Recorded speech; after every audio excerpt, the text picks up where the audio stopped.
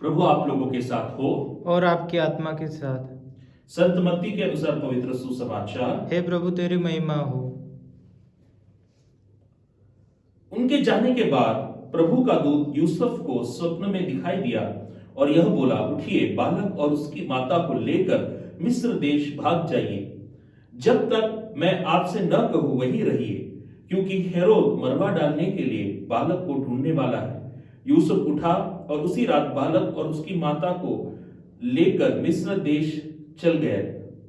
वह हेरोद की मृत्यु तक वही रहा, जिसे नबी के मुख से प्रभु ने जो कहा था वह पूरा हो गया, मैंने मिस्र देश से अपने पुत्र को बुलाया।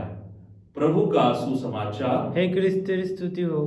क्रिस्त में मेरे प्रिय भाई और बहनों, आज के सुसमाचार में संत मत्ती होशेया नबी के वाक्य को उद्धृत करते हैं, मैंने मिस्र देश से अपने पुत्र को बुलाया।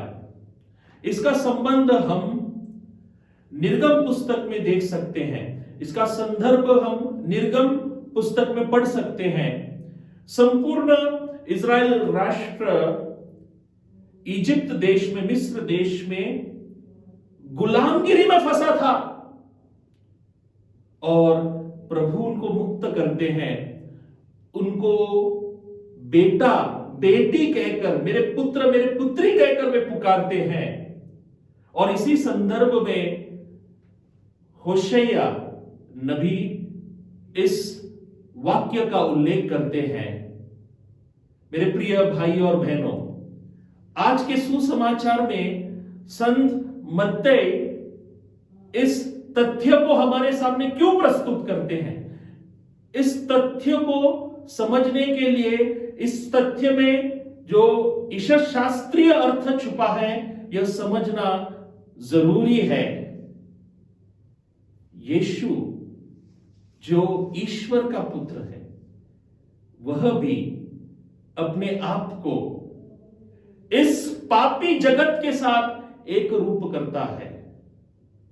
इस पापी मानव वंश में जन्म लेता है, उसी मानव वंश जो पाप में फंस चुका है। इसी पापी वंश को बचाने के लिए वह इस पृथ्वी में जन्म लेता है।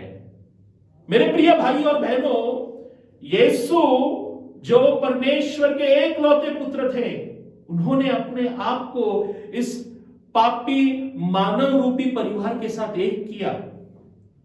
और इसीलिए संत मत्ती होशेया नबी के वाक्यों को उद्धृत करते हैं। उसी प्रकार आज पवित्र परिवार का पर्व मनाते हुए क्या हम अपने आप को हमारे परिवार के दुखी, पीड़ित और बीमार सदस्यों से अपने आप को एक रूप कर सकते हैं क्या? अनुरूप कर सकते हैं क्या? उनके दुख में अपने आप को समर्पित कर सकते हैं क्या? उनकी सेवा कर सकते हैं क्या? अपने बच्चों को क्रिस्ती मूल्य के अनुसार आगे बढ़ाने के लिए, उनकी परवरिश करने के लिए हम तैयार हैं क्या? इस प्रश्न पर मनन करें। आमीन।